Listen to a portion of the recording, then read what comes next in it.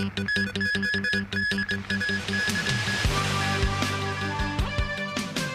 Hong Kong delegation leaves for Thailand to discuss job scam and abduction cases. And U.S. Special Counsel Jack Smith resigns.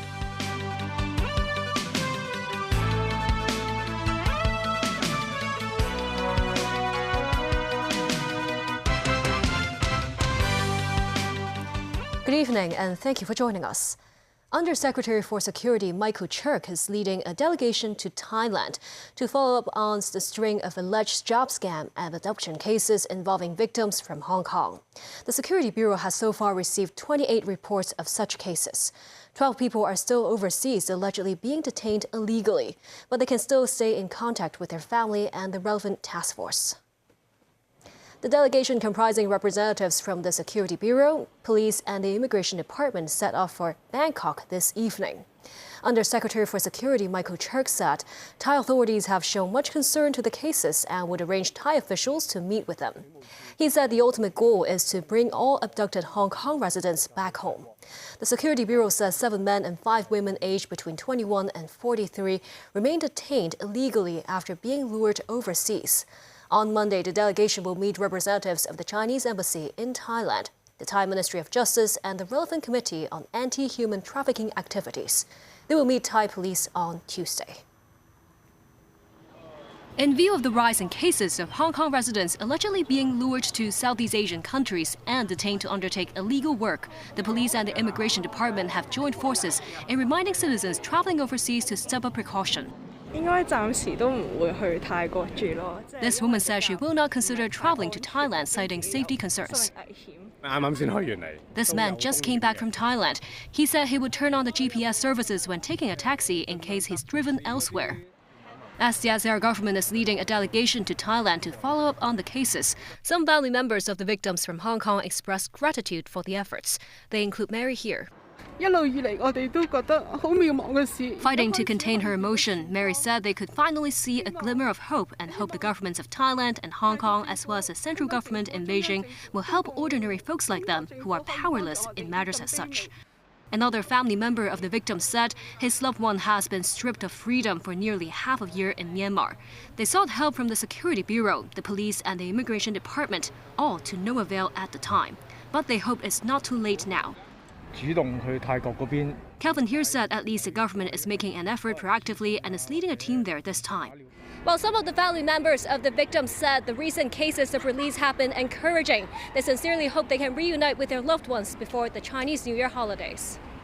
Andy Yu, former vice chairman of the Yau Chi Mong District Council, has been assisting families of 7 Hong Kong victims being held hostage at these camps. The family will welcome the decision of the making from the government. At least the government do more thing or more active to try to save the Hong Kong people back. And even though they go they have a plan to Thailand and have a cooperation with the Thai government. I think the most or the important factor in this area should be the free government to work together.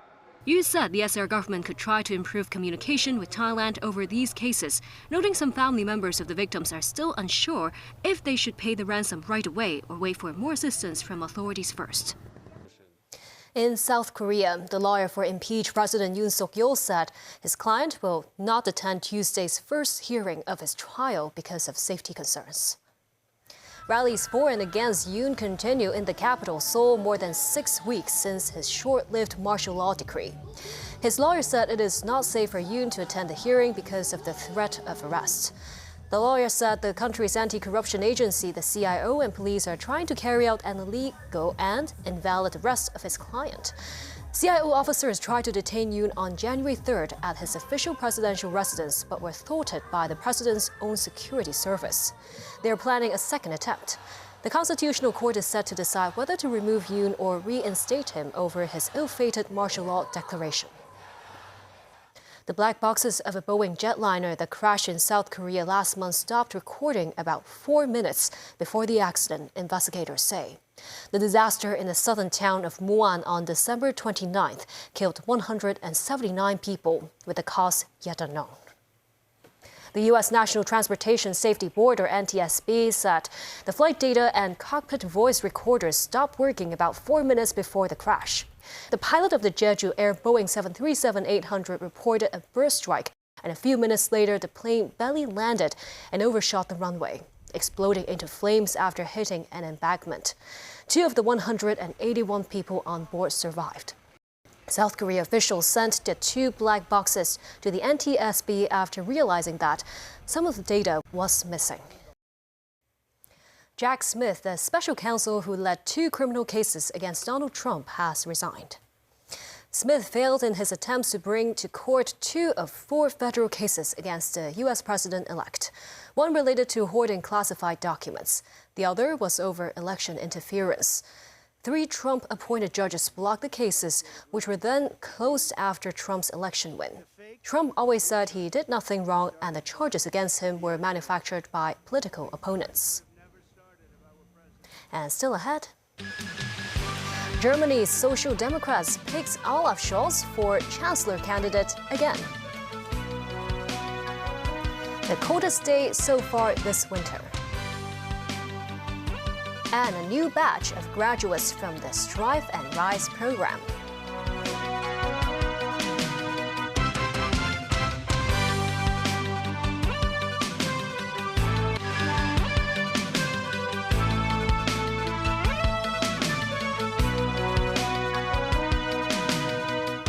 Welcome back. Demonstrations overshadowed and delayed a far-right election convention in Germany, with 5 weeks until Germans vote in a federal election. Roads were blocked and thousands lined the streets, shouting angrily as Alternative for Germany warmed up for February's vote. Current Chancellor Olaf Scholz is facing an uphill battle to remain in power, but was confirmed as his party's candidate. David Garrett reports. Barriers to keep away protesters. Peaceful disharmony, but sentiment clear. Stop the far right in Germany. Police on hand as more left-wing demonstrators arrived in Saxony. More flags waved outside the Alternative for Germany conference in their stronghold in eastern Germany. People climbing over each other to get on camera and shout slogans.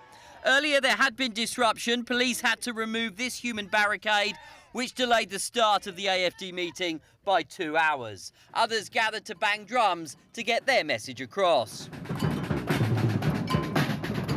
Inside the auditorium, thumping applause as Alice Weidel became the AfD candidate for Chancellor. Elections are in 5 weeks. She stood with co-leader Tino Kruppala as both took party acclaim. Weidel spoke, thanking the party for ratifying her and saying she defied a left-wing mob to get in. She told AfD delegates her campaign is for our party, country and children, for a strong, secure and rich Germany. Tech billionaire Elon Musk endorsed Weidel after a web chat, prompting a debate in Germany about whether the opinion of the world's richest man matters. This audience likes her too. Applause and German flags waving as Weidel finished her acceptance speech. Most analysts say she won't win. Predictions put her at about 20% of the vote, and other parties will not work with the far right in any coalition. The Conservative Union Bloc, currently in opposition, lead polls on 30 points, with Friedrich Merz favourite to become Chancellor next month. If that happens, Merz will replace Olaf Scholz, der Kanzlerkandidat. Olaf Scholz, confirmed as the nominee for leader by the Social Democrats, who raise hands to endorse the campaign of the current Chancellor. Scholz emerged smiling, but he has terrible opinion ratings, as low as 14%. The leader's fragile left-wing coalition collapsed in November, prompting elections. Scholz knows he needs to stage a political recovery to win. Outlining his vision for Germany's future, he told the party he's recovered before. The country can continue to go well, Scholz says. We can win in difficult times. Referring to a turnaround in the 2021 election, he said, once again, we will surprise the people. Let's fight. We will win. David Garrett, TVB News. Israeli Prime Minister Benjamin Netanyahu is sending the director of Mossad to negotiations aimed at ending the war with Hamas in Gaza. In a sign of progress, Netanyahu announced his plan in a statement, which says David Barnea will head to talks in Doha to continue advancing a deal to release our hostages. The decision came after conversations with the outgoing and incoming U.S. administrations. Qatar and Egypt have mediated talks during the 15-month conflict. Scuffles broke out and police had to carry away protesters as these angry Israelis again demanded that their government get a deal done to bring Hamas-held hostages home. Weekly demonstrations continue over Netanyahu's handling of the war. Back locally, the cold weather warning is in effect. The mercury dropped to 11 degrees Celsius at the observatory this morning, the coldest so far this winter. So some braved the chill and took a dip in the water in the early morning. The temperatures plunged to single digits in some districts. At Tai Mo Shan, it was around 2 degrees Celsius. The observatory says it will be cloudier and slightly warmer over the coming 1 to 2 days. The graduation ceremony for students involved in the second round of the Strive and Rise program was held at the Kai Tak Sports Park. Several graduates pointed out how the program directed them towards a clearer path in life and assisted them in realizing their goals. Timothy Lee tells us more.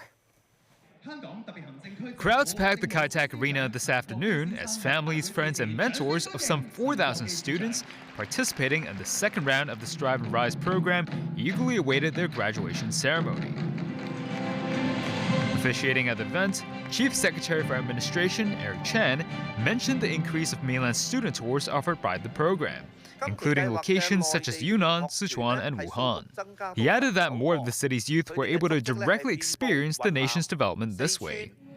Some students also shared how the program's mentors, who offered guidance via sharing their life experiences, helped build their self-confidence and find their place in the world. This student said he joined a lot of activities where he bonded with different mentors and fellow mentees and learned more about fiscal responsibility and livelihood-related issues. While this student said she was inspired by her mentor to study accounting in the future and learned a lot about the field by acquiring first-hand experience at an accounting firm.